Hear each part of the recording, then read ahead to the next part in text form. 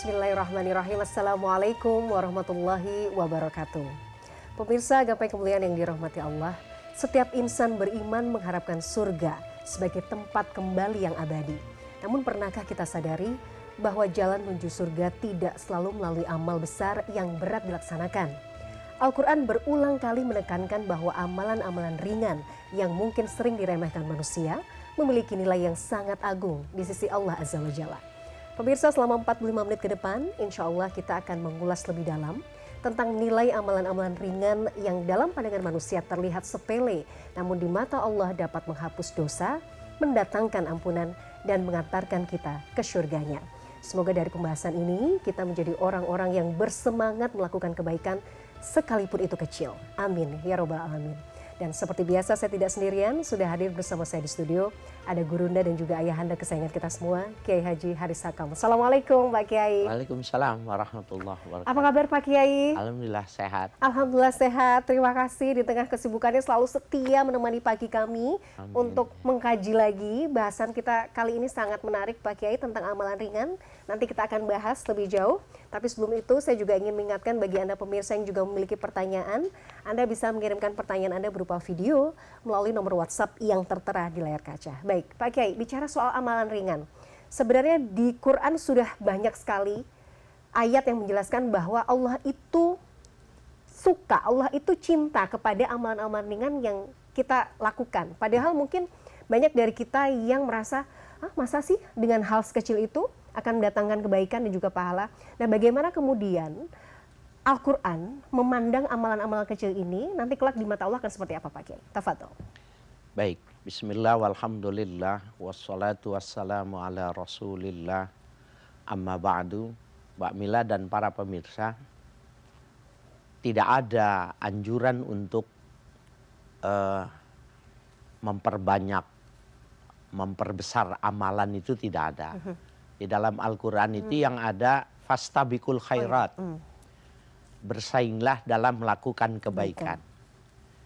Kata bersaing maka sangat ditentukan oleh kapasitas si peserta lomba.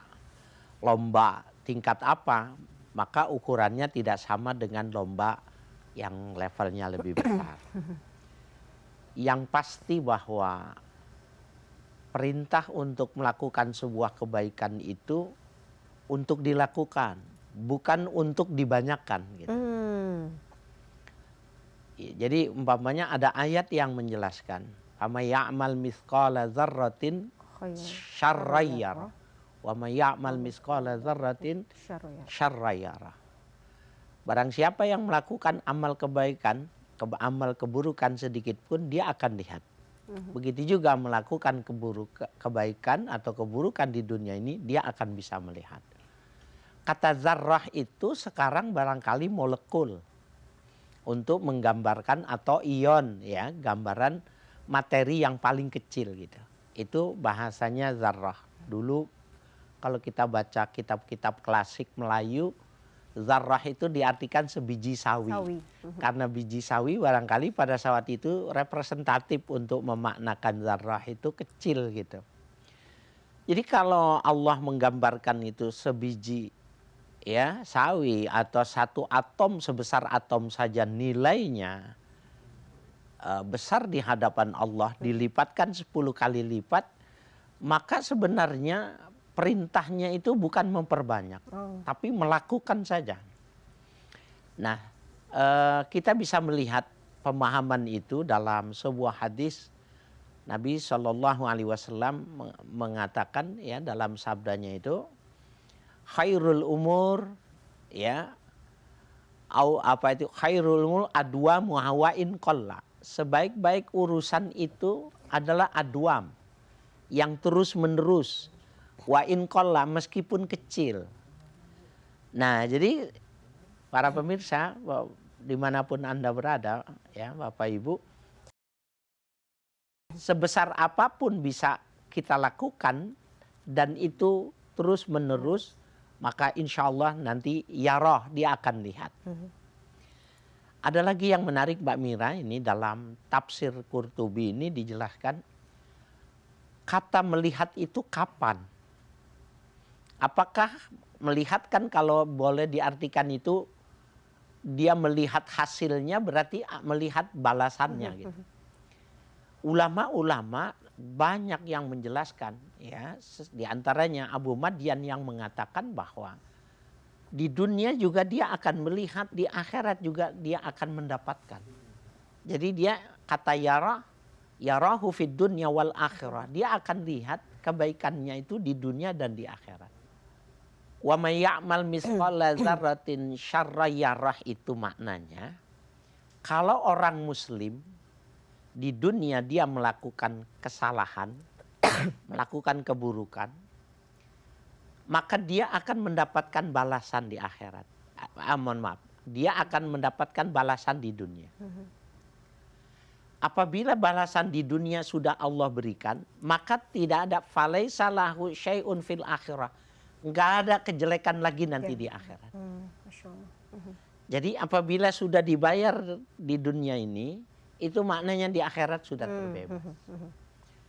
Nah, ini kan menjadi sesuatu yang luar biasa ya bagi kita itu.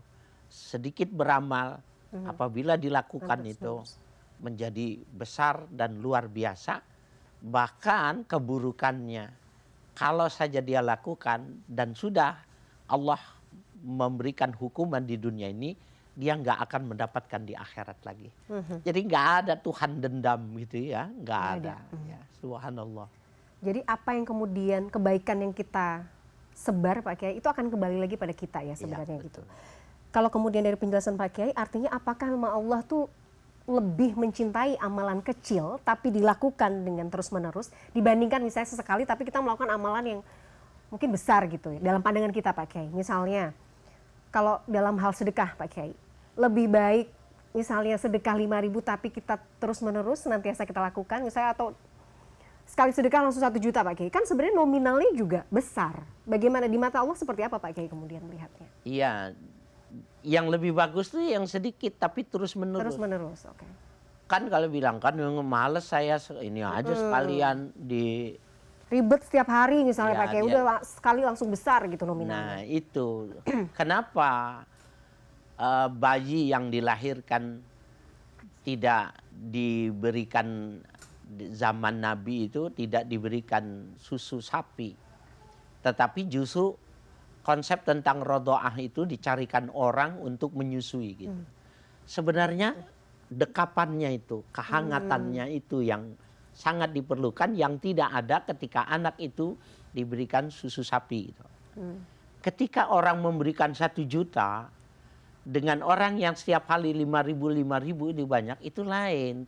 Ada sentuhannya, ya ada sentuhannya ketika dia memberikan tiap hari, ada pergaulan, ada pertemuan, ada senyum, dan ada sebuah kehangatan pada saat terlambat atau hari itu dia tidak bisa memberi. Ada catatan yang menarik Mbak Mira. Di daerah Bintaro itu seorang yang mengamalkan ini, ketika dia tahu itu maka kemampuan dia 500 rupiah. Waktu itu 500 rupiah, kalau sekarang kira-kira 2.000 nilainya. Kan masih bisa buat beli 1 kue gitu. Maka anak-anak yang lewat rumahnya itu dikasih uang. Tapi dia tukar dulu di bank. Ditukar dulu di bank uang baru. 500 rupiah. Nanti kalau dia nggak punya uang, dia berikan permen. Hari ini Abang nggak punya uang. Ini aja, besok uang lagi. Jadi dia nggak mau berhenti. Rumahnya ngontrak. Ya, rumahnya ngontrak. Tetapi dengan kemurahan dia itu, Allah mengatakan bahwa dia akan mendapatkan balasan yang 10 kali lipat. Barangkali bukan omong kosong, karena sampai sekarang bisa dibuktikan. Dia ada orang yang memberikan hadiah rumah plus tanah yang kosong, dan termasuk di dalam tanah itu ada pabrik roti. Masya Allah. Kan gila sepertinya. Ini nyata Pak Kiai. Masih bisa sekarang kita datangi. Masya Allah, Masya Allah. Artinya kan kalau orang sekarang mana mungkin gitu. Tidak bisa dinalar gitu. Nggak bisa dinalar gitu. Nah sehingga itulah yang dijadikan wiridan dia setiap hari itu memberikan uang. Saya tidak tahu apakah sekarang ini udah naik, mungkin apa sudah 5.000 apa 10.000 per harinya.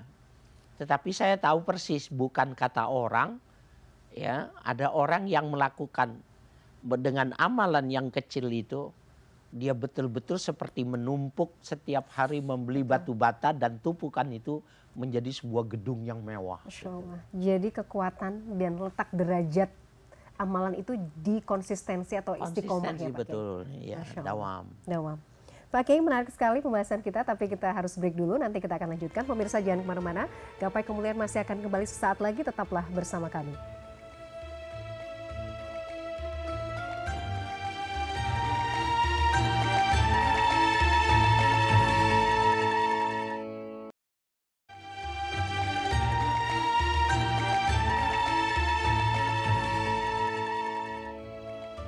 Pemirsa, terima kasih Anda masih menyaksikan Gapai Kemuliaan. Pemirsa, di segmen kedua ini, Kiai Haji Haris Sakam akan menjawab pertanyaan Anda, pemirsa Gapai Kemuliaan, yang sudah masuk melalui WhatsApp dalam segmen Ustadz Menjawab. Dan baiklah, kali ini pertanyaan yang sudah masuk datang dari Giva Salsabila di Riau. Kita akan simak bersama pertanyaannya. Assalamualaikum warahmatullahi wabarakatuh. Perkenalkan, saya Giva Salsabila, mahasiswi dari Riau. Saya ingin bertanya tentang amalan ringan yang bisa membuat seseorang masuk surga. Seperti yang ditawarkan di media sosial, pertanyaan saya adalah, apakah yang dimaksud dengan amalan ringan? Apakah amalan ringan itu dianggap ringan oleh manusia, tetapi Allah menilainya tinggi? Atau amalan ringan yang dimaksud adalah memang amalan itu tidak bernilai tinggi, tapi harus dilakukan terus-menerus sehingga menjadi kumpulan amalan yang banyak?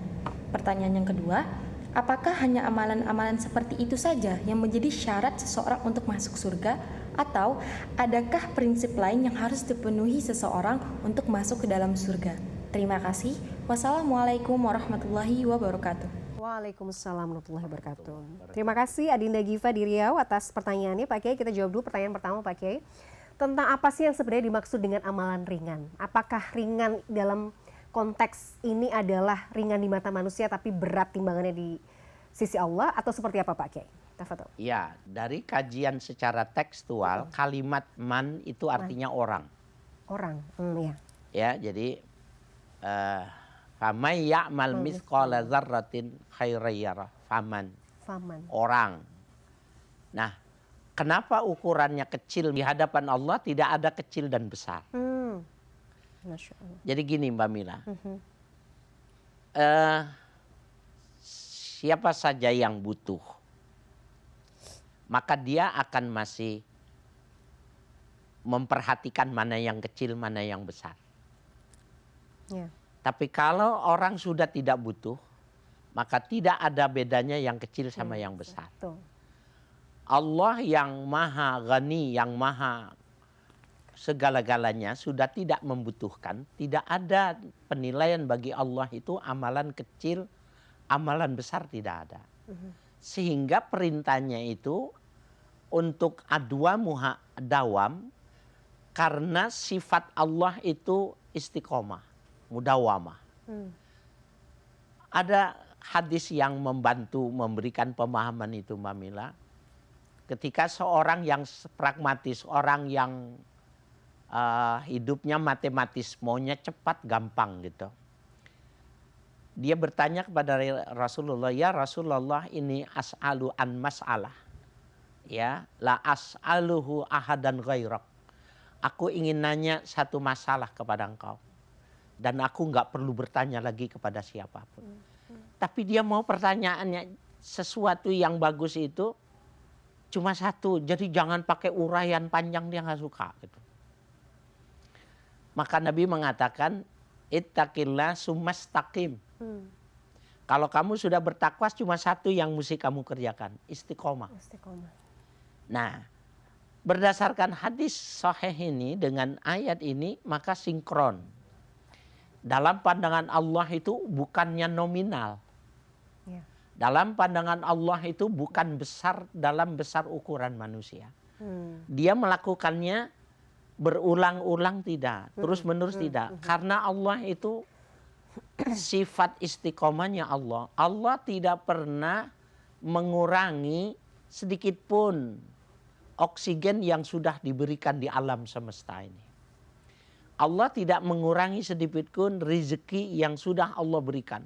Mau muslim, mau non muslim, mau taat, mau tidak taat, semuanya diberikan rezeki. Ketika kita bisa mengikuti akhlak Allah itu, istiqomah, mudawamah dalam melakukan sesuatu, maka dia punya nilai yang tertinggi. Oleh karena itu ukurannya bukannya nominalnya, tapi istiqomah. Jadi ukurannya bukan tadi besar atau kecil ya, karena di mata Allah sama, Pak Kiai ya. Jadi konsistensi dan keistiqomahan kita dalam menjalankan amalan itu, jadi Pak Kiai ya. Jadi kalau kemudian pembahasannya ringan atau berat itu hanya perspektif kita sebagai manusia. Iya, sesuai dengan kajian teksnya tadi orang. Orang. Jadi yang kemudian akhirnya mengkotak-kotakan ini amalan ringan atau amalan berat atau apapun lah itu ya namanya Pak Kiai, itu sebenarnya manusia. Karena di mata Allah ya ketika amalan kecil dilakukan secara terus-menerus, nilainya juga akan luar biasa kan Pak Kiai. Ada kisah di dalam kajian sufistik itu begini Mbak Mila. Ketika di masjid dia mendengar ada orang yang menyumbang 10 juta, 20 juta karena sedang dibangun gitu. Tapi orang itu mencari uang mengumpulkan hari itu yang dia kumpulkan, jumlahnya 10.000. Okay. Maka pada saat itu ketika dia mendengar orang sekian itu, dia nangis. Gambaran dia bahwa dialah orang-orang yang memberikan nominal besar yang layak untuk mendapatkan surga. Gitu. Karena dia cuma itu pun hasil dikumpulkan dan nanti dia mesti mengurangi jajan anaknya itu cuma 10.000. Di dalam mimpi dia digambarkan di suasana bagus. Ketika ditanya kenapa aku bisa seperti ini, jawabannya karena dia mengeluarkan yang terbaik dari yang dia punya. Jadi terbaik. Yang terbaik dari yang dia punya, 10.000 itu yang terbaik. Yang 10 juta, yang 20 juta itu bagi miliarder itu seperti mengeluarkan 10.000. Ya, tuh. Jadi manajemennya beda. Oke, ya. Itu ya. Mindset kita yang kemudian harus melihat, jangan pakai kacamata sekedar dunia ya Pak Kiai. Iya, betul. Jadi kalau kemudian ada istilah bahwa melakukan amal soleh dalam hal ini, tidak perlu menunggu kaya, tidak perlu menunggu harus sehat, dalam kondisi apapun, ya memang kita harus melakukan Pak Kiai. Betul. Jangan menunggu. Jangan menunggu. Iya. Jadi kalau misalnya ada momen-momen, Pak Kiai kan namanya manusia itu kan selalu godaannya ada saja Pak Kiai. Nah, saya mau sodakoh, aduh tapi kan nanti kalau sodakoh yang ini belum dibayar, harus bayar SPP anak, listrik belum beli, apa segala macam. Jadi seolah-olah ada godaan untuk menunda. Itu harus dilawan berarti Pak Kiai ya? Ada jawabannya, peristiwa di mana iblis memberitahukan kepada Nabi Musa alaihissalam bahwa ada beberapa hal yang harus kau lakukan kalau memang ingin selamat gitu loh. Jadi iblis memberitahukannya. Pertama, bila kau melakukan sesuatu hendaknya kalau ikhlas karena Allah. Yang kedua, ya, kalau kau melakukan sesuatu itu maka kau jangan mengharapkan balasan. Nah, yang ketiga ini yang menarik Mbak Mila, bahwa iblis menggambarkan kepada Nabi Musa alaihissalam orang yang melakukan amal itu, ya, maka seberapa amal yang dia berikan itu, kalau dia benar-benar ikhlas, maka sesungguhnya kalau dia diperlihatkan sebesar pahalanya ketika dia mengeluarkannya, maka dia bisa mati ketika melihatnya. Masya Allah. Nah itu sehingga malaikat Jibril pun, mohon maaf, ketika itu iblis pun ketika selesai dia memberitahukannya itu, balasannya semacam itu, dia menyesal. Aku menyesal telah memberitahukanmu. Ya, karena sesungguhnya kau akan menyampaikan kepada umatmu. Nah, dari lantaran dia lihat besar, sebegitu luar biasanya, maka dia pesannya seperti itu. Oke. Jadi jangan bertitik tolak kepada beramal kepada angka nominal, jangan. Dan menunggu Jangan kaya, menunggu sehat, menunggu. menunggu sukses, menunggu, tidak ada istilah seperti itu ya Pak Kiai ya. Dia mengatakan, ya Musa, kalau saja seseorang mau melakukan kebaikan, kemudian dia menunda-nundanya, sesungguhnya aku yang membuat batal kerencananya. Oke. Nah, jadi kalau sudah punya rencana, Melakukan. jangan ditunda. Jangan ditunda. Dan itu dilakukan oleh Nabi. Ketika sholat asar selesai, biasanya zikir, biasanya doa, ramah tamah, nggak ada. Beliau, Assalamualaikum warahmatullah, langsung pulang. Selesai, dia balik lagi. Ketika ditanya, beliau mengatakan bahwa aku lupa ada beberapa kerat emas yang mesti kuberikan kepada orang lain. Aku khawatir, ya karena itu adalah milik-milik mereka. Baru melanjutkan ibadah. Ibadahnya saja digeser. Ditunda dulu. Ditunda. Dari lantaran ingin memberikan sebuah kebaikan. Nah, ini PR buat saya pribadi sih sebenarnya. Jadi jangan menunda-nunda amal soleh Pak Kiai.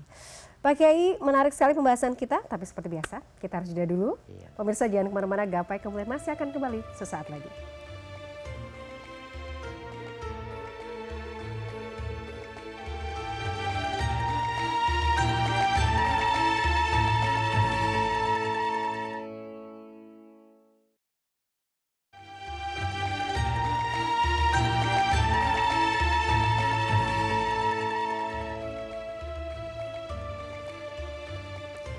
Pemirsa, terima kasih Anda masih menyaksikan Gapai Kemuliaan dalam episode Masuk Surga dengan amalan-amalan ringan. Nah Pak Kiai, tadi ada pertanyaan kedua dari Adinda Giva yang masih belum terjawab Pak Kiai. Tentang apakah hanya dengan amalan seperti itu saja yang bisa menjadi syarat masuk surga, atau ada bentuk amalan lain yang juga bisa untuk masuk surga? Banyak. Jadi konteks pembahasan kita ini adalah amal ringan yang maliyah. Jadi ibadah maliyah, ibadah yang harta itu bukan angkanya tetapi dawamnya terus menerus. Bagi orang yang tidak mampu, maka dia bisa melakukan pendekatan diri dengan sholat. Ya, dengan sholat. Siang malam dia memperbanyak sholat. Ada lagi orang yang memperbanyak berpuasa. Maka kedua model orang yang beribadah yang semacam ini juga termasuk orang yang memungkinkan, sangat mungkin, kuat kemungkinannya untuk masuk surga. Yang ketiga, ada orang setiap pagi itu dia mewakafkan tenaganya. Jadi dia keluar dari rumah itu sudah mewakafkan tenaganya liizil Islam wal muslimin. Jadi orang perlu bantuan dia dorong, perlu bantuan dia angkat, dan tidak ada pamrih sedikit pun berapa nilai yang dia berikan. Tetapi ketika orang memberikan sesuatu, maka dia menerimanya. Bagaimana kita memberikan penilaian orang yang tidak mau seperti orang lain hidupnya, dia mau sederhana, tetapi dengan gayanya dia wakafkan tenaganya setiap hari, tubuhnya untuk kepentingan orang lain. Jangan-jangan ini nilainya lebih tinggi. Karena memang dia nggak mau seperti orang yang menurut dia kalau berharta itu, semakin banyak harta itu semakin lama nanti yaumul hisabnya itu, perhitungannya itu semakin lama. Sehingga digambarkan bahwa Nabi Sulaiman adalah nabi yang terakhir masuk ke dalam surga dibandingkan nabi dan rasul. Karena dia raja. Nabi Daud itu terakhir. Nah, maka dia bisa melihat dengan kecerdasan spiritualnya bahwa bukan dengan harta, bahwa bukan dengan puasa, bahwa bukan dengan sholat, masih ada pintu peluang. Dan itu tiap hari dia lakukan. Dan dia tuh kalau dari jalan kemana saja sampai ke hutan, ambil kayu bakar dipikulnya. Nanti ketika orang butuh diberikan. Ada orang mau membeli diterimanya uangnya. Nanti pulang maka dia berikan kepada orang yang membutuhkan. Itu saya baca itu, ya Allah, jangan-jangan orang yang mulia itu orang yang seperti ini. Dia nggak punya apa-apa, tapi dia punya cara yang lebih luar biasa. Saya ingin mengatakan kepada para pemirsa bahwa berbuat baik itu Nabi Allah mengatakan min ayyiba bin syi'ta, dari pintu mana saja kamu masuknya silakan, gitu. Kira-kira begitu. Nah Pak Kiai, saya pernah mendengar sebuah nasihat ya, artinya begini, kita ini sebagai seorang hamba ini kan punya pilihan sebenarnya untuk mengerjakan amal soleh, amalan ringan yang seperti apa. Allah tuh berikan gambaran yang luar biasa. Nah, apakah memang baiknya kita memiliki satu amalan istiqomah yang ini kelak akan menjadi kekuatan kita Pak Kiai, sehingga nanti insya Allah menjadi hujah di hadapan Allah Pak Kiai? Ya, ini menarik nih Mbak Mila. Imam Ghazali menulis dalam kitabnya itu menarik untuk kita cermati. Ketika beliau menulis tentang al-maghruruna indallah, orang-orang yang tertipu di hadapan Tuhan. Jadi orang dia memilih satu yang dia kerjakan, maka dia berpuasa. Setiap hari dia berpuasa. Awalnya Senin Kemis dia berpuasa. Kemudian lama-lama puasa Nabi Daud dia kerjakan. Sampai dia mampu melakukan puasa lebih dari itu. Malam dia bangun, dia kerjakan. Tetapi menurut Imam Ghazali orang ini tertipu. Karena dia kaya, dia tidak mensedekahkan uangnya. Menurut Imam Al-Ghazali, orang kaya itu jangan puasa. Orang kaya itu jangan sholat malam, hartanya lah dijadikan sarana untuk ibadah. Nah, para pemirsa, jadi yang dimin ayyiba bin syi'ta, pintu mana saja kita mesti cerdas. Lah kalau kita memang jadi orang kaya raya, ya jangan ibadah yang kita pilih, jangan puasa, jangan sholat malam. Tapi dengan harta kita itu yang kita manfaatkan sedemikian rupa, kebijakan ya, membuat, memilih, memilah, mendidik orang, manajemen ini semua yang pada akhirnya orang-orang yang terdidik itu bisa terbebas dari kemiskinan. Nah dia tiap hari nggak berpuasa, tidak sholat malam karena pulang sudah capek. Nah barangkali bagi orang yang tidak punya uang banyak, maka dia boleh pilih. Baca Quran, sering menghatamkan, zikir berapa ribu sehari, baca selawat berapa ribu sekali, sholat malam, atau dia berpuasa. Maka pilihan-pilihan itu bebas bagi kita, sesuai dengan kapasitas dan kemampuan kita gitu. Jadi itu yang dikatakan cerdas ya Pak Kiai. Ya, cerdas. Kita tahu kekuatan kita di mana, kita jadikan itu sebagai sarana untuk melakukan amal soleh yang selalu konsisten, senantiasa konsisten, Masya Allah. Mudah-mudahan kita punya gambaran ya kira-kira, kan kita pengen ya Pak Kiai punya satu amalan yang kemudian kita bisa istiqomah, bisa kita lakukan. Bagaimana kemudian dengan amalan rahasia Pak Kiai? Ini masih berkaitan dengan amalan. Apakah memang amalan rahasia itu juga kita perlu memiliki amalan rahasia? Ataukah baiknya memang kalau bisa ya rahasia aja gitu, supaya terbebas dari mungkin sum'ah, riya, seperti apa Pak Kiai? Iya. Ayat Al-Quran mengatakan intubdu sadaqatikum fani immahi wa intu'tuha, ya. Intubdu sadaqati fani immahi, apabila kau nampakkan sedekahmu itu, maka itu sebaik-baiknya perbuatan. Jadi yang dimaksud itu adalah bayar zakat. Jadi kalau bayar zakat jangan sembunyi-sembunyi gitu. Tampakkan. Ya, wa in tukhfuha wa tu'tuhal fuqara fahuwa khairul lakum. Tapi kalau kau sembunyikan, kau berikan kepada fakir miskin, itu lebih bagus. Nah, jadi betapa kita tersembunyi dan terbuka itu lihat kondisi.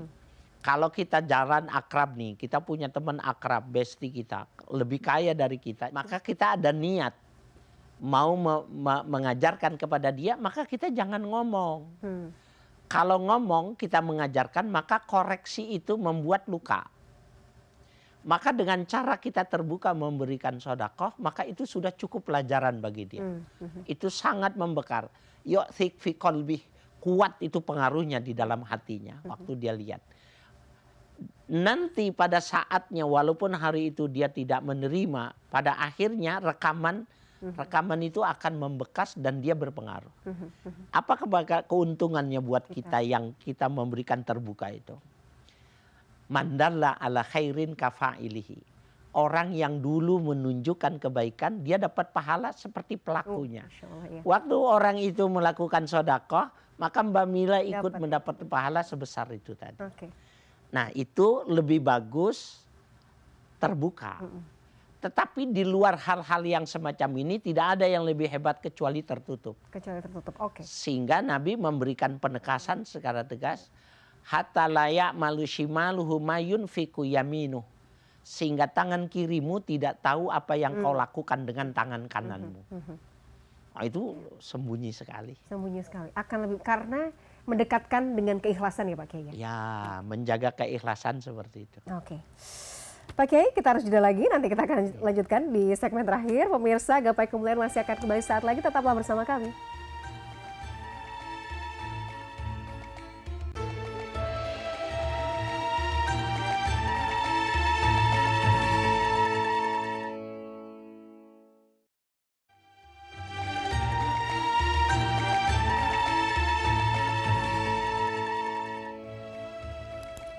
Pemirsa, terima kasih Anda masih menyaksikan Gapai Kemuliaan dalam episode Masuk Surga dengan amalan-amalan ringan. Pak Kiai, setelah tadi kita membahas banyak hal ya di beberapa segmen sebelumnya, saya jadi ingat beberapa kali Pak Kiai menyampaikan dalam kajian kita juga bahwa melakukan hal baik itu bisa dengan hal yang sederhana. Dan saya yakin ini juga bagian dari amalan ringan yang bisa kita lakukan. Senyum, Pak Kiai pernah waktu itu pada saat episode Ramadan, Pak Kiai menyampaikan dengan memberikan makanan duluan, mengambilkan makanan duluan kepada anggota keluarga kita, teman kita, itu juga bagian dari amal soleh, kebaikan. Jadi sebenarnya semua hal, sekecil apapun, sesederhana apapun yang kita lakukan, semuanya bisa menjadi amal soleh, bisa menjadi amal ringan ya Pak Kiai. Yang membedakan dengan hanya berbuat baik itu di mana berarti Pak Kiai? Cinta. Jadi ada kebaikan Sayyidina Ali dengan Sayyidah Fatimah, termasuk pembantu rumah tangganya Fiddah namanya, di mana bos dengan pekerja bekerja sama dalam memberikan kebaikan kepada orang. Dan itu dilakukannya sembunyi-sembunyi dan tiap hari. Maka Allah memuji dan diturunkan, diberitahukan kepada Nabi Muhammad, wa yut'imuna ta'ama ala hubbih. Mereka itu memberikan makanan dengan penuh cinta. Miskinan wa yatiman wa asiran. Terhadap orang anak-anak yatim, orang miskin dan orang-orang yang sedang tertahan. Orang yang tertahan adalah orang yang dianggap salah. Ya, orang yang terpidana itu orang yang melakukan kesalahan itu. Tetapi perutnya itu adalah makom sodakoh yang orang bisa mengambilnya kalau mau memanfaatkan. Gitu. Subhanallah. Wa yut'imuna ta'ama ala hubbih. Dia memberi makan itu dengan cinta. Kan banyak orang kirim dari mobil 2.000, Jumat berkah 5.000 gitu. Padahal lebih bagus kalau dia datang. Ada sentuhan-sentuhan, ada senggolan, ada tepukan yang di antara mereka itu melahirkan kecintaan itu. Apakah itu pahala yang semacam itu lebih rendah? Wallahu alam ya, Allah yang menilai. Tapi kalau gambaran dari ayat ini, memberikan sesuatu itu yang penting disertai dengan kecintaan, kesenangan. Dia bangga, bersyukur bisa melakukan itu. Itu yang penting. Cinta. Jadi yang membedakan itu adalah rasa cinta, ketulusan kita Pak Kiai ya. Untuk bisa berbuat baik kepada orang lain. Masya Allah. Pak Kiai, kembali lagi. Amalan ringan itu akan berat nilainya ketika istiqomah. Tapi justru di titik istiqomah adalah titik yang paling berat. Dan itu rasa-rasanya pasti diamini juga oleh pemirsa juga. Istiqomah itu luar biasa Pak Kiai, beratnya luar biasa karena memang butuh konsistensi, godaan juga datang, apalagi sekarang ya dengan mudahnya istilahnya Pak Kiai ya, kita pinjam istilahnya Pak Kiai, setan gepeng gitu yang ada di tangan kita, itu bisa mendistraksi kita untuk berbuat baik gitu.